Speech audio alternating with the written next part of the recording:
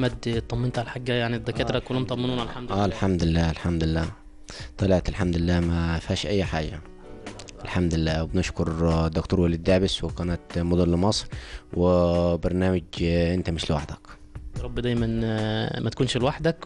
والحمد لله ان احنا طمنا عليها، وده كورس العلاج مقدم هديه من قناه مودرن مصر، برنامج انت مش لوحدك. شكرا شكرا لكل العاملين في قناه مدن سبورت وكل قنوات مدن سبورت، ومشكرين للدكتور وليد دعبس.